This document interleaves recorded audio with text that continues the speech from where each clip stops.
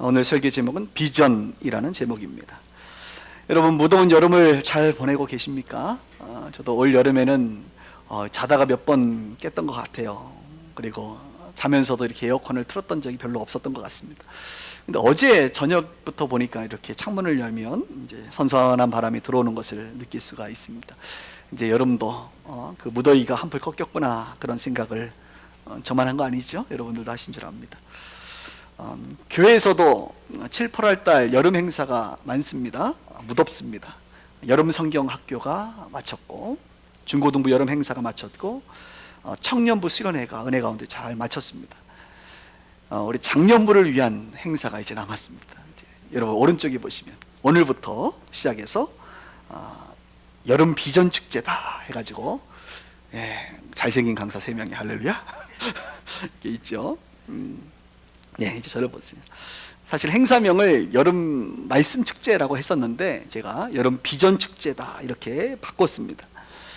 그 이유는 많은 사람들이, 이 시대를 살아가는 많은 그리스도인들이 젊은이들 뿐만 아니라 또 어른들, 노인들에 이르기까지 하나님의 말씀으로 은혜는 받는 것 같은데 은혜를 넘어 비전에 이르기는 못한다, 이런 생각을 제가 하게 됩니다.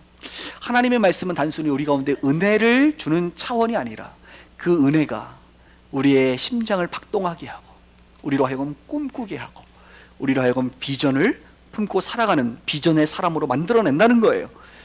그래서 제 마음 가운데 여름에는 말씀을 넘어 비전까지 우리가 나아간다, 이런 생각을 가지고 여름 비전 축제라고 이름을 지었습니다. 오늘은 그 첫 번째 시간으로 여러분이 잘 아시는 담임 목사인 제가 비전이라는 제목으로 축제의 문을 오늘 열려고 합니다. 여러분 잘 아시는 인물이 하나 등장하는데, 오늘 본문에 느헤미야라고 하는 사람입니다. 이 느헤미야는 비전이라는 단어와 가장 잘 어울리는 사람입니다. 저는 그렇게 생각합니다. 그래서 이 느헤미야의 인생을 통하여 다시 한번 우리가 하나님께서 비전이라고 하는 이 이슈를 우리 가운데 던져주시고, 또 우리 또한 이 시대를 살아가면서 이 꿈과 비전의 사람으로 살아가야 되는데, 여름 무더위가 더운 것 무덥지만 우리 안에서 박동하시는 그 성령님의 역사는 훨씬 더 뜨겁다라고 하는 사실을 여러분들이 오늘 깨달아 할 수 있기를 주의 이름으로 축복합니다. 구약 성경 역사 중에 가장 불행한 시점은 BC 722년 북이스라엘이 아수르에 의해서 멸망한 시점이고, 또 BC 586년 남유다가 바벨론에 의해서 멸망하여 포로로 끌려간 그런 시점이라고 말할 수가 있겠습니다. 오늘 우리가 만나게 될 이 느헤미야라고 하는 사람은 이스라엘이 나라가 없어지고 이제 포로로 끌려갔을 때 그 바벨론에서 활동했던 하나님의 사람이다, 이렇게 말할 수가 있죠. 그의 직업은 왕의 술 맡은 관원장입니다. 그런데 이 느헤미야의 인생을 보면 이 비전의 사람으로서 하나님 앞에 귀하게 쓰임받는 것을 잘 우리가 볼 수가 있는데요. 저는 오늘 여러분들에게 이 비전과 관련돼서 5단계에 걸쳐서 이 비전의 흐름을 여러분들과 나누고 싶습니다. 그리고 말씀을 듣는 중에 여러분들도 잊어버린 그 비전을 다시 한번 새롭게 상기시킬 수 있었으면 좋겠고, 여러분들의 인생이 비전과 상관없는 삶이 아니라 비전을 가진 비전의 사람으로 살 수 있기를 주님의 이름으로 축원합니다. 가끔 목사님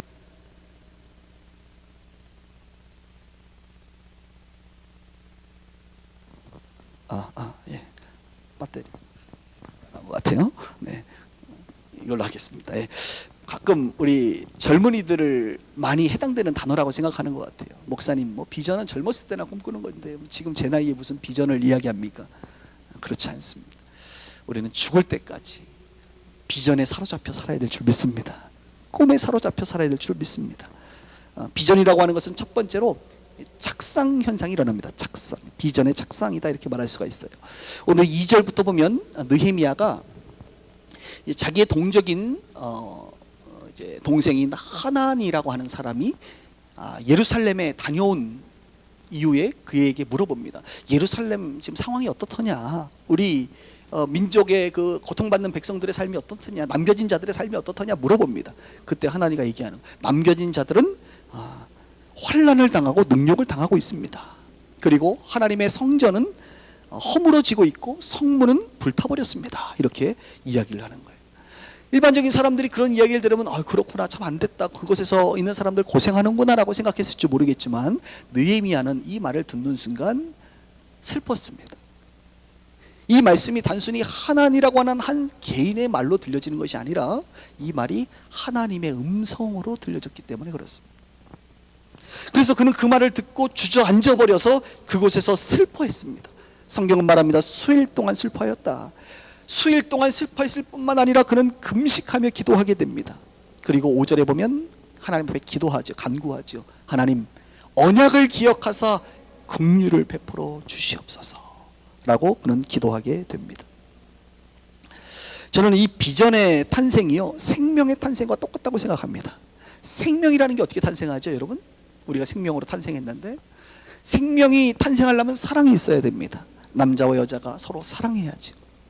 사랑의 결과로서 착상이 일어납니다. 착상. 그리고 착상이 일어나고 나면 그 다음에 잉태를 하죠. 생명이 잉태가 됩니다. 10달 동안 잉태가 됩니다. 그리고 잉태되면 뭐가 있어요? 그 다음 출산이 일어나게 되고, 출산에서 끝난 게 아니라 성장을 하죠, 사람이. 그리고 인생을 마감하는 완성의 단계에 이르게 됩니다. 생명의 주기라 말할 수가 있죠.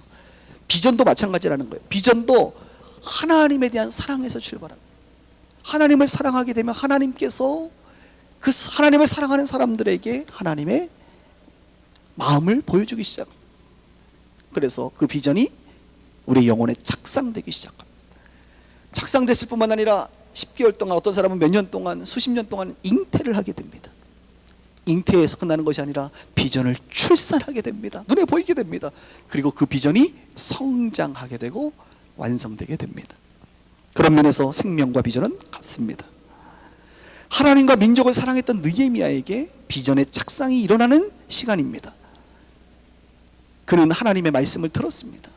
하나님께서 하나님을 통하여 하나님 아버지의 마음을 보여주셨습니다. 그래서 그 하나님의 마음이 그 영혼 가운데 침투되었습니다. 생명은 침투하는 능력이 있습니다. 하나님의 말씀은 침투하는 능력이 있습니다. 그래서 느헤미야에게 침투되어져서 착상이 일어납니다. 하나님의 말씀은 하나님의 영, 성령으로 우리 가운데 착상합니다. 성령이 그것을 돕습니다. 동족의 소식을 듣고, 그리고 그는 기도하기 시작할 때 더 분명하게 하나님의 마음, 하나님의 비전, 나를 향한 하나님의 계획을 깨닫고 착상을 이루어냅니다. 잠언 29장 18절에 보면 묵시가 없으면 백성이 방자에 행한다는 말씀하시죠. 묵시, 이 묵시라는 단어는 비전이라는 단어입니다. 계시라는 단어입니다. 묵시, 비전, 계시는 다 하나님으로부터 오는 단어입니다. 사도행전 2장 17절에 보면 말세에 내가 내 영으로 모든 육체에게 부어주리니 너희의 자녀들은 예언할 것이요 너희 젊은이들은 환상을 보고 너희 늙은이들은 꿈을 꾸리라 그랬어요. 예언, 환상, 꿈은 다 하나님이 보여주시는 거예요. 그게 어린아이든 그게 젊은이든 그게 늙은이든 상관없다. 하나님이 꿈을 주신다. 하나님이 비전을 계시하신다. 그리고 그 계시가 우리의 영혼에 착상되게 됩니다. 어떤 분들은 그래요. 목사님, 그런 경험이 별로 없는데요, 저는 아직 비전이 없어요. 그 말 거짓말입니다. 하나님은 언제든지 여러분들에게 하나님의 말씀과 하나님의 마음을 막 던져주세요. 심지어는 주일날 설교를 들을 때에도 작은 부분이지만 하나님께서 어떤 마음을 주세요. 영상을 볼 때에도, 선교사님들의 선교 보고를 들을 때에도, 책을 읽을 때에도, 서로 교제할 때에도 하나님은 수시로 우리 가운데 하나님의 마음을 보여주십니다. 그때 우리는 그 주님의 마음이 착상되게 되는 거예요. 그래서 비전이 착상되는 사람은 심장이 뛰기 시작합니다. 오늘 느헤미야처럼 막 마음이 아프기도 합니다. 슬프기도 합니다. 그래서 기도하게 됩니다. 비전이 착상된 사람은 그 비전을 붙잡고 기도하기 시작하는 거예요. 사랑하는 여러분, 여러분들에게 비전이 착상되었습니까? 여러분들에게 기도하게끔 만드신 하나님의 그 말씀과 하나님의 계획이 있으신가요?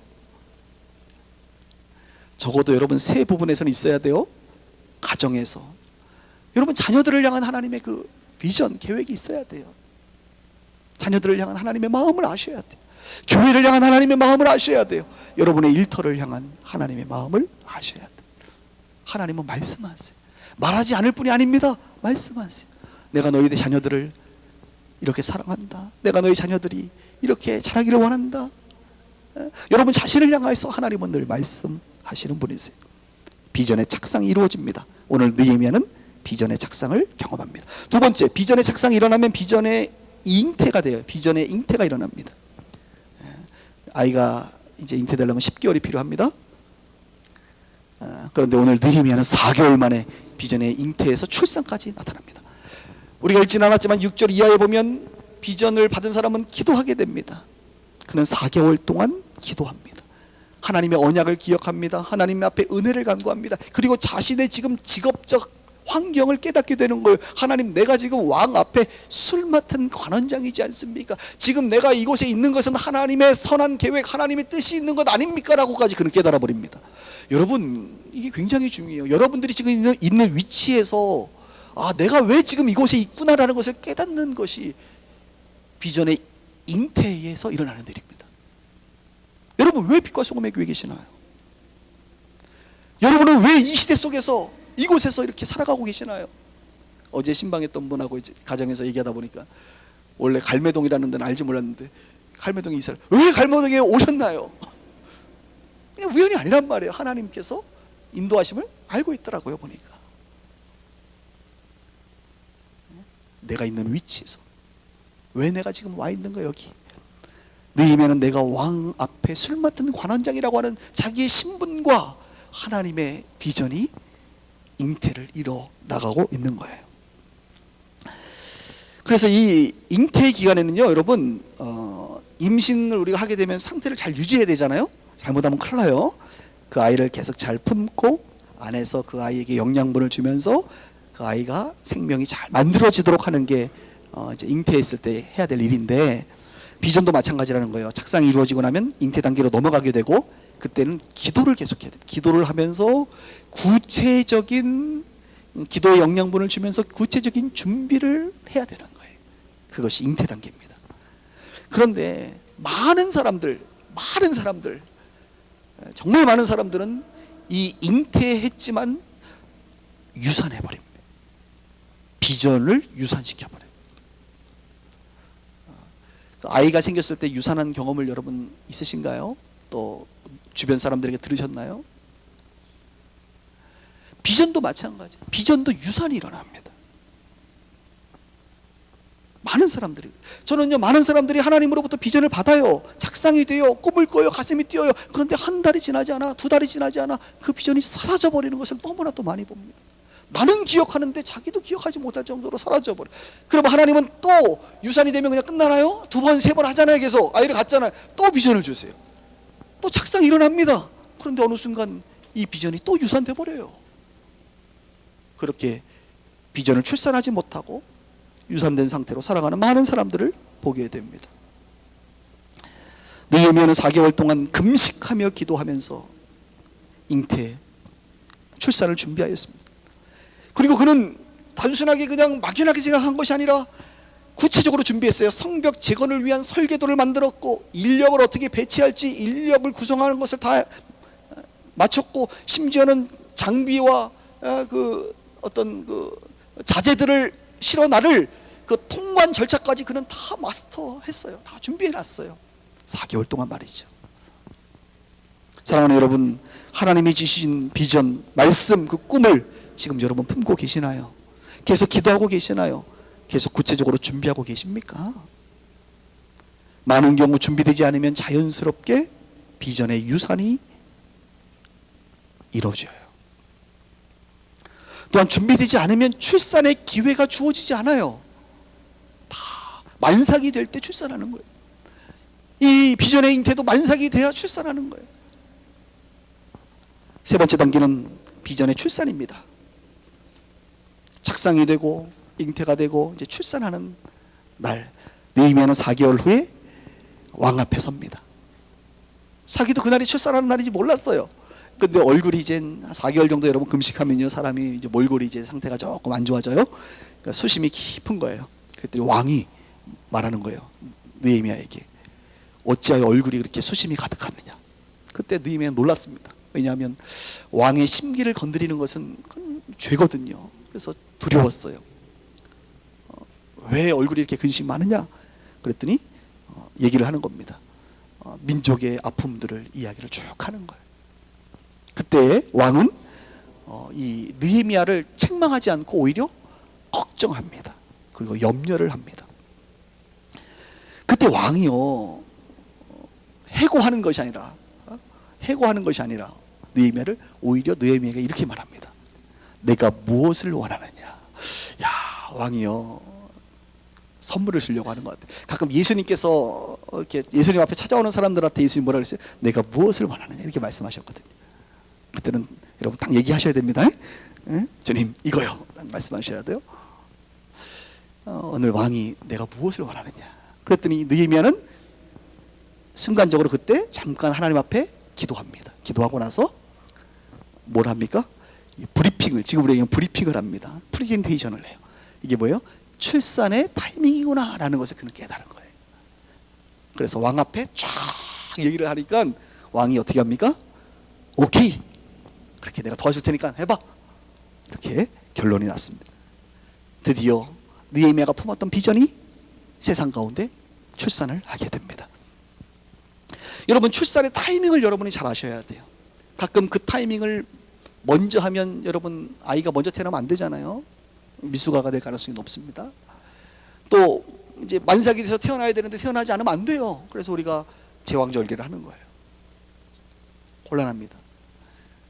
저는 이 적절할 타이밍에 비전을 출산하지 않고 너무 주저 하다가 그 타이밍을 놓친, 그래서 인생이 나중에 후회하고 아 그때 했어야 되는데, 이런 후회를 하는 사람들을 많이 봤어요. 또 너무 조급하게 그냥 준비되지 않은 상태로 출산을 해버려서 자기의 의지로 출산해버려서 일이 잘 안 풀리는 사람들도 많이 보았습니다. 그러므로 우리는 느헤미야처럼 늘 기도하는 사람이 되어야 합니다. 기도하는 사람들은 출산의 타이밍을 정확히 알 수 있기 때문에 그렇습니다. 그리고 출산의 타이밍이 됐을 때는 믿음의 발걸음을 떼야 합니다. 용기가 필요합니다. 왕 앞에 과감하게 요구해야 됩니다. 용기가 필요해요. 그런데 많은 사람들은 용기도 별로 없어요. 지금 제가 여러분들 지금 뭐 비하하는 거 아닙니다. 정말 그래요. 원래 비전은, 하나님이 주신 비전은 목숨을 내놓고도 바꿀 수 없는 가치가 있는 거거든요. 느헤미야는 목숨을 내놓고 도전하는 거예요. 그때 내 직책, 내 어떤 부, 나의 어떤 자리, 이런 거 다 없어도 나는 그거 다리라, 하나님의 영광을 내가 위해서 살리라 라고 하는 결단을 해버리는 거예요. 용기를 가지셔야 돼요, 여러분. 믿음의 발걸음을 뛰셔야 돼요. 그래서 이 출산하는 시간이 가장 힘든 순간이에요, 여러분. 아이를 착상하는 것도 여러분 그렇게 힘들지 않습니다. 10개월 동안 있는 것도 물론 조금 힘들어요. 그러나 출산하는 거에 비하면, 해산의 수고에 비하면 괜찮아요. 여기 아이를 출산해 보신 많은 분들 계신데, 여성분들 다시 하라고 하시겠어요? 못 하시겠죠. 너무 아프다고 하더라고요. 어느 정도로 아파요? 이러다 죽겠다 그때는 안 나와. 죽겠다 할 때는 안 나고 정말 죽었다 할 때 나온다는 거죠. 해산의 수고라는 게 있는 거예요. 그래서 옆에, 그때는 남자들이 옆에 있으면 안 돼요. 머리가 다 뜯기기 때문에. 해산의 수고, 얼마나 힘들고 얼마나 아픈지. 비전의 출산도 마찬가지예요. 이것이 세상에 딱 스타트가 될 때 출생하기까지는요, 큰 결단이 필요하고 헌신이 필요하고, 이때는 나를 죽어서 그냥 죽으리라 하는 결단이 있어요. 제가 이제 교회를 개척할 때 어떤 마음이었냐, 그런 마음이었어요. 제가 24살 때 이제 그 전에 목회자로 부름을 받고 24살에 교회 개척에 대한 비전을 받았습니다. 근데 그때는 뭐 목회자가 아니었는데도 불구하고 이제 목회를 할 거기 때문에 받았어요. 그때부터 제가 사서 읽은 책이 교회 개척과 관련된 서적들을 읽기 시작했고, 교회 성장과 관련된 책을 그 당시 읽었고, 리더십과 관련된 책을 막 읽기 시작했어요. 그리고 나서 한 7년 동안 이제 비전이 착상되고 나서 이제 잉태, 제 안에서 계속 준비를 하면서 기도했죠. 그리고 신학교를 이제 신학대학원을 졸업을 할 시점이 되어서 2007년에 드디어 비전을 출산하게 되었습니다. 그것이 이제 빛과 소금의 교회였죠. 출산할 때는 두려웠어요, 사실은. 왜냐하면 젊은 나이에 했기 때문에 부교육자 생활을 좀 더 오랫동안 해야 되는 것은 아닌가. 그냥 차라리 청빙을 받는 쪽으로 준비를 할까. 노선을 정해야 되거든요, 우리가. 아니면 선교사로 나가야 될까. 이런 생각들을 했지만 주님이 주신 마음은 교회 개척이었습니다. 새로운 교회였습니다. 시대를 이끌어가는, 하나님께서 좀 하고자 하는 그 일들을 풀어내는 그런 교회였습니다. 그래서 제일 반대했던 사람이 누굴까요? 저희 아내였습니다. 교회를 개척한다니까 아내가 마음이 심란하셨어요. 그래서 한 번에 설득이 안 되면 어떻게 됩니까? 2번을 하고, 2번이 안 되면 3번을 하고, 저는 제가 결정을 하면 계속합니다. 그래서 우리 아내가 결국은, 아내도 이제 기도하면서 말씀을 받고, 그래서 기쁜 마음으로 교회를 개척을 했죠. 해산의 수고는 이러다가 우리가 죽으면 죽으리라, 그런 결단이 필요합니다. 하나님의 비전 앞에 확신을 가지고 도전해야 됩니다. 늦어도 안 되고 너무 조급해도 안 됩니다.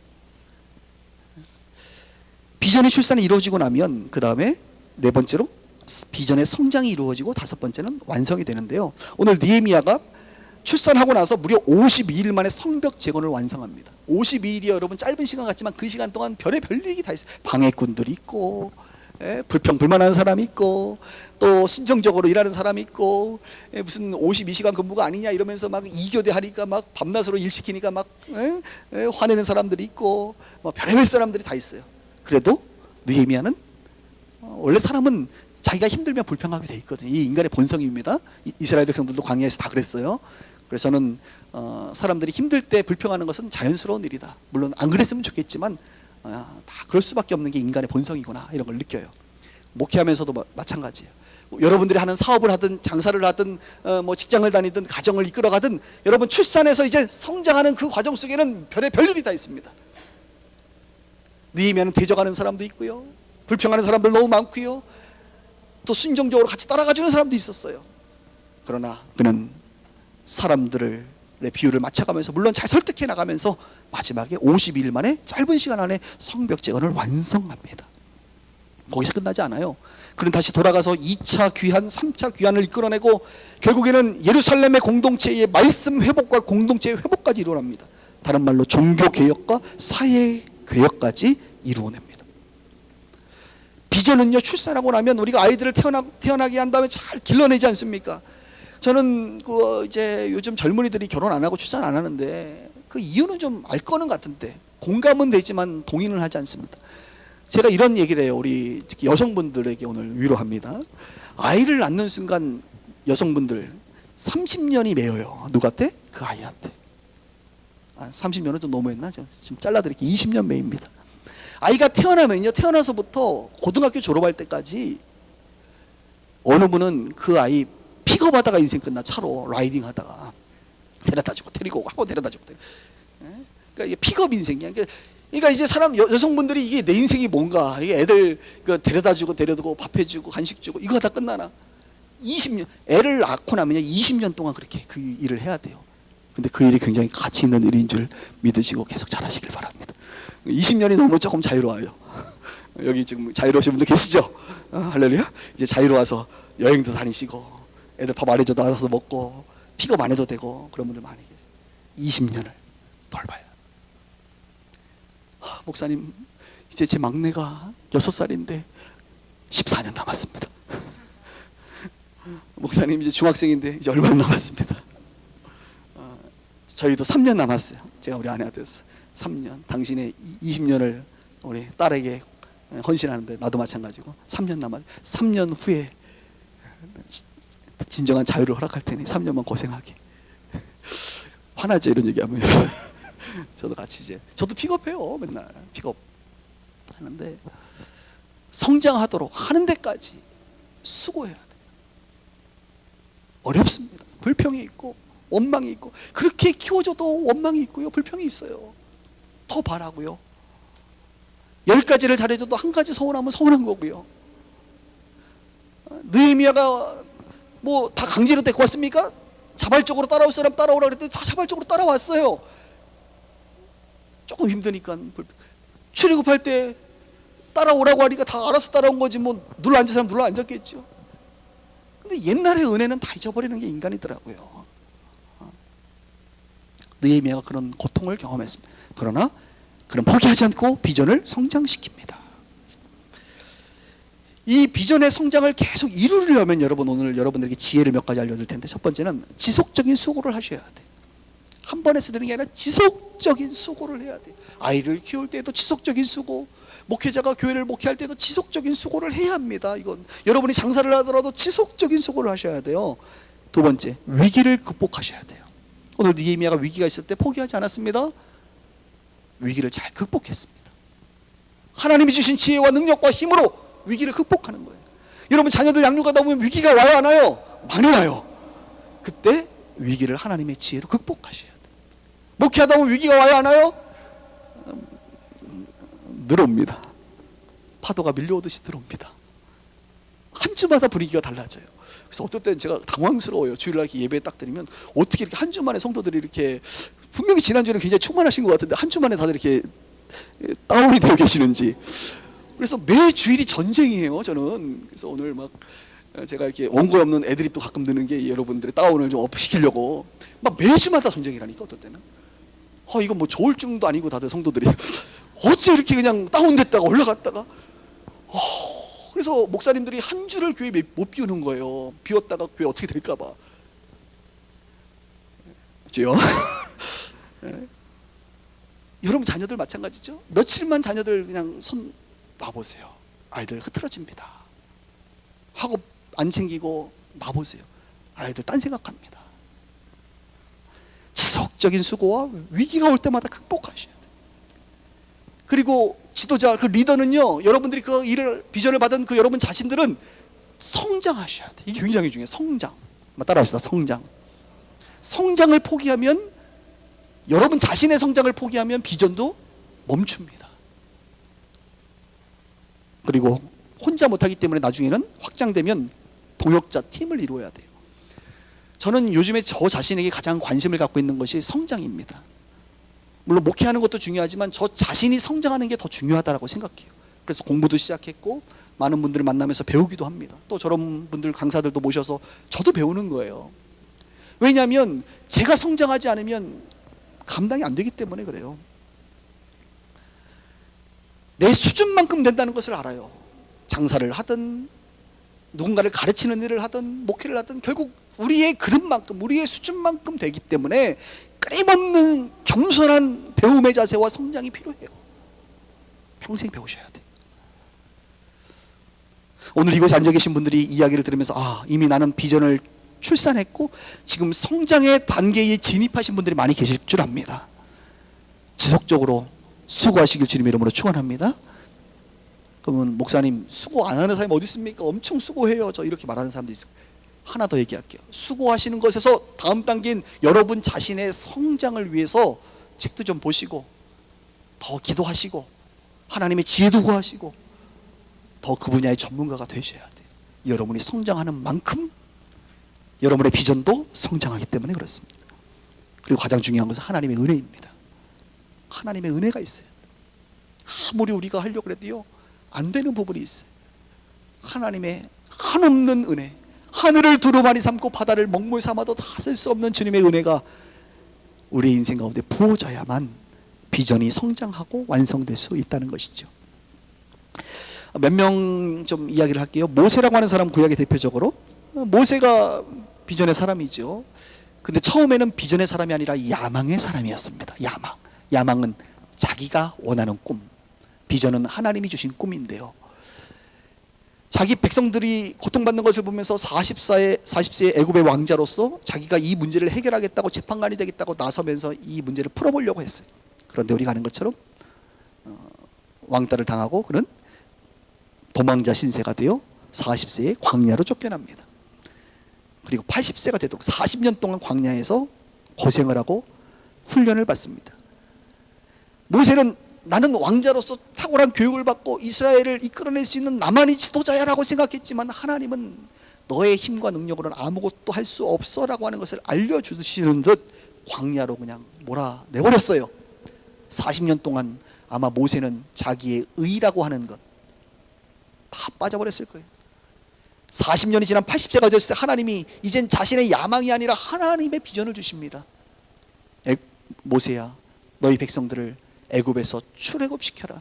모세의 꿈은 그냥 애굽 땅에서 살고 있는 그 백성들을 애굽에서 더 좀 편안하게, 조금 더 좋은 정책을 가지고 그 백성들, 우리 동족들이 좀 더 편안하게 살고자 하는 것이 그의 아마 야망, 그의 꿈이었을 거예요. 그러나 하나님의 계획은 아닙니다. 아예 200만 명을 가나안 땅으로 이주시키는 게 하나님의 계획이었어요. 하나님의 꿈이 착상되어 버렸습니다. 그리고 잉태합니다. 바로 되지 않았잖아요. 출애굽이 바로와의 10가지 재앙을 통해서 힘겨루기를 합니다. 그렇죠? 잉태하게 되고 마지막 출산, 그게 출애굽하는 사건이죠. 홍해를 건너 애굽을 건너는 순간 드디어 이스라엘 백성들의 비전은 출산되었습니다. 거기서 끝나지 않지요. 40년 동안 광야 생활을 통해서 하나님을 알아가고 배워가는 시간을 갖게 되고 마지막 가나안 땅에 들어갈 때 비전은 완성되게 됩니다. 신약에 보면 바울도 마찬가지. 바울도요, 야망이 있었어요. 청년 바울, 결혼도 안 하고 나는 하나님 일을 하겠다, 이거예요. 이런 사람 진짜 무서워요. 가끔 목사님들 중에 나는 결혼도 안 하고 나는 무슨 목회하고 선교할 거예요. 조심하세요, 그런 분들. 하나님이 하라 그래야지, 하지 말라 그래야 안 하는 거지. 그거 뭐 자기 맘대로 하면 안 돼요. 바울은 결혼도 안 하고 나는 하나님을 위해서 저 예수, 이단 예수 믿는 사람들 다 죽이고 감옥에 가둬둘 거야. 최전방에서 그 일을 하는 거예요. 자기를 위해서, 자기의 명예를 위해서, 하나님을 사랑한다는 명분을 가지고 그 일을 하는 거예요. 하나님의 비전이 아니지요. 자기의 비전이지요. 그런데 다메섹에서 하나님의 비전이 임합니다. 그가 예수를 만나고 예수를 믿음과 동시에 하나님께서 비전을 주세요.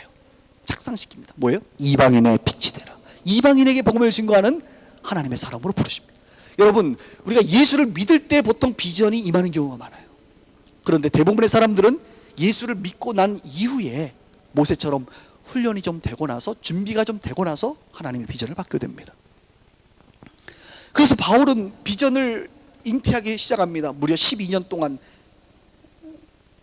아라비아와 다소 자기의 고향에서 준비되게 되고 12년 차가 되었을 때 안디옥 교회의 부름을 받아 목회를 하면서 파송을 받게 되는, 이제 이방인의 빛을 전하는, 복음을 전하는 자로 드디어 비전의 탄생이 일어나게 되고, 그리고 우리가 아는 것처럼 1차, 2차, 3차 선교여행을 통하여 비전이 성장하게 되고 교회를 개척하는 일을 하게 됐죠. 그리고 마지막 죽는 그날까지 그는 복음을 전하는, 하나님이 그 사람에게 허락하신 비전을 완성하게 됩니다. 예수님도 마찬가지. 예수님은 자신이 하나님의 아들인 줄 언제쯤 알았을까요? 보통 아이들이 인식하는 게 한 3살, 4살 이 정도면 인식하죠. 근데 예수님은 적어도 12살 때에 분명히 알고 계셨습니다. 한 번은 12살 때 성전에 가서 얘기하는데 이런 얘기를 합니다. 이곳이 내 아버지가 계신 곳이다. 이곳이 내가 있어야 될 것이다. 그분은 12살 소년 때 이미 내가 하나님의 아들, 나는 메시아라고 하는 사실을 그는 알았던 것 같습니다. 비전을 착상했죠, 이미. 그러나 우리가 아는 것처럼 30살이 될 때까지, 비전이 탄생하기 전까지 그분은 오랜 시간 동안 잉태의 시간을 갖게 되고, 하나님의 때가 됐을 때 세례 요한에게 세례를 받음으로 비전의 삶을 시작합니다. 그리고 3년 동안 공생애를 사시고 비전을 완성하시죠. 십자가와 부활을 통하여. 하나님의 사람들은 다 이렇게 살아요. 하나님의 사람이 아니라 여러분 자신이 다 그렇게 사는 거예요. 그 비전이 크든 작든 그게 중요하지 않습니다. 하나님이 여러분에게 주신 소명, 비전은 다 소중한 것이기 때문에 그렇습니다. 제가 존경하는 한 분을 이야기하고 좀 정리할 건데요. 여러 번 얘기했지만 처음 오신 분들도 있으니까, 마틴 루터 킹 목사, 제가 참 존경하는 목사님이신데 1929년 1월 15일 애틀란타에서 태어났습니다. 그가 나이 26살이 되었을 때, 목사의 신분이 되었을 때, 몽고메리라고 하는 지역에서 흑인들이 버스를 타지 못하게 한 거예요. 심지어는 버스를 타면 앉지를 못하게 한 거예요. 그때는 흑인과 백인 이 인종차별이 심했지 않습니까? 그러니까 흑인들이 버스도 제대로 타지 못하는 일들이 벌어지기 시작하면서 마틴 루터 킹을 중심으로 흑인들이 버스 타기 거부 운동을 하기 시작합니다. 그 일에 주도적으로 마틴 루터 킹이 나서게 되죠. 마틴 루터 킹은 흑인들이 고통받는 것, 차별받는 것을 보면서 하나님의 말씀, 하나님의 마음이 그의 마음 가운데 착상돼 버린 거예요. 나는 흑인들의 인권을 위해서 나는 살리라. 착상돼 버린 거예요. 그리고 그런 것을 준비하고 키워가고 그것이 탄생했을 때가 바로 몽고메리 버스 타기 거부 운동이 바로 자신의 비전이 나타날 때였습니다. 그리고 그 비전은 성장하게 됩니다. 1963년 8월 28일 그의 나이가 33살이 되었을 때 그 유명한 워싱턴 DC 링컨 기념관에 25만 명, 그 링컨 기념관 가면요, 그 링컨 기념관 딱 링컨 앉아 있잖아요. 그 앞으로 굉장히 긴 광장이 있어요. 그곳에 25만 명이 모였단 말입니다. 그때 마틴 루터 킹이 연설한 거 여러분 아시죠? 그 유명한 I have a dream. 나에게는 꿈이 있습니다. 나에게는 꿈이 있습니다, 여러분. 그 꿈이 뭐예요? 흑인과 백인이 차별받지 않고, 우리 흑인과 백인이 피부 색깔에 의해서 차별받는 것이 아니라 그들의 인격에 의해서 존중받는 날이 오기를 I have a dream. 나는 꿈을 꿉니다. 나는 꿈을 꿉니다. 우리 아이들이 흑인과 백인이 함께 식탁에 모여서 밥을 먹는 것을 나는 꿈꿉니다. 에? 이런, 지금으로 얘기하면 나는 꿈꿉니다. 우리 빛과 소금의 교회 성도들이 얼굴이 다 황인종만이 아니라 흑인종과 백인종과 노랭이들과 백인 다 모여서 함께 예배드리는 다민족 예배가 되기를 꿈꿉니다. 뭐 이렇게 얘기한 거예요. 그 유명한 연설에 많은 사람들이 감동을 받지 않습니까? 그의 나이 35살에 최연소 노벨 평화상을 받습니다. 그의 나이 39살에 미국 정부 CIA 요원 제임스 얼 레이에 의해서 모텔에서 타살을 당합니다. 베트남 참전 반대 이유로. 그가 죽고 나서 놀라운 일이 벌어졌습니다. 4월 8일 방송이 나갔습니다. 우리가 사랑하는 마틴 루터 킹 목사가 오늘 모텔에서 타살을 당했습니다. 그때에 그를 존경하고 따르는 많은 사람들이 안타까워하면서 63기 지역에서 폭동이 일어나고 경찰 5만 5천 명이 출동을 했고 그 사건으로 46명이 사망을 하고 2만 1,270명이 체포가 되는 일이 벌어져 버렸어요. 킹 목사를 조문하는 사람들이 30만 명이 넘었고 결국 한 역사가는 이렇게 말합니다. 미국 정부가 100년 동안 해야 될 그 일을 마틴 루터 킹 한 사람이 해버렸다. 국가가 100년 동안 해도 하기 어려운 일을 한 사람이 해버렸다. 그래서 1986년 미 의회는 1월 15일 마틴 루터 킹의 생일을 국경일로 정합니다. 여러분의 생일을 국경일로 정하는 날이 물론 그 개인을 기념한다기보다는 인종차별을 철폐한 것에 대한 기념이라고 볼 수 있겠죠. 여러분, 하나님은 위대한 분이세요. 믿으십니까? 하나님은 여러분의 자녀들을 위대한 하나님의 사람으로 쓰실 수 있어요. 가끔 이런 비전에 대해서 이야기하면 젊은이들은 목사님 요즘에 꿈을 꿀 수 있는 상황인가요? 그냥 강단에서 그런 얘기하시면 좀 저희 힘듭니다. 7포 세대예요. 우리 7포 세대 꿈을 꾸기 어려워요. 이렇게 얘기해요. 그럴 때마다 내가 속이 터져. 환경의 지배를 받는 젊은이들이요, 환경을 뛰어넘는 하나님을 보라. 아멘입니까? 바벨론 포로 상황 속에서도 하나님이 기적적으로 역사하시는데, 인종차별이 도저히 불가능한 그 시절에도 하나님이 역사하시면 되는데 다 포기. 안 된대. 안 되긴 뭐가 안 돼. 하나님이 도우시면 되지. 아, 목사님 요즘 장사 안 돼요. 안 돼도 돈 버는 사람은 있더만요, 보니까. 안 되는 환경 속에서도 잘 되는 사람들이 있더라고요. 하나님이 도우시고 철저하게 준비하고 수고하고 땀 흘리고 기도하고 하나님의 은혜를 구하면 되더라고요. 저는 이 시대에 꿈이 없는 시대, 젊은이들도 꿈을 없고 어른들은 뭐 꿈 포기한 지는 오래됐고 노인들은 뭐 꿈은 목사님 꿈 얘기 이제 죽을 날이 얼마, 돌아가시는 날까지 꿈을 꾸셔야지.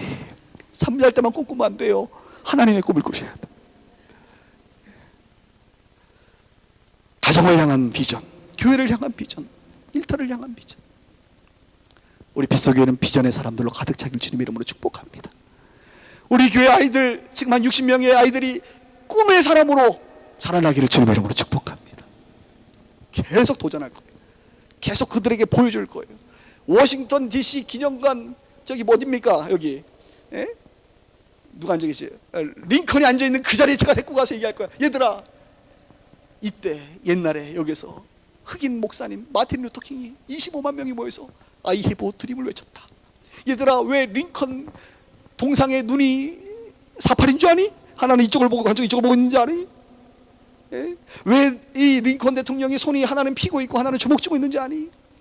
꿈을 주는 거야. 링컨이 남북 전쟁을 통하여 이 노예 제도를 철폐한 이 꿈을 가지고 이렇게 산 거다. 꿈을 심어주는 거지, 아이들에게. 세상을 보게 하는 거지. 할렐루야. 꿈을 꾸세요, 여러분. 하나님이 주신 꿈 착상되었다가 잉태하다가 유산돼 버린 것 다시 꿈을 꾸세요. 하나님은 여러분을 통해서 놀라운 일을 행할 수 있는 분이십니다. 여름 비전 축제, 이 비전 축제가 끝날 때는 새로운 꿈의 사람으로 9월달을 살아갈 수 있기를 주님의 이름으로 축원합니다. 기도하겠습니다.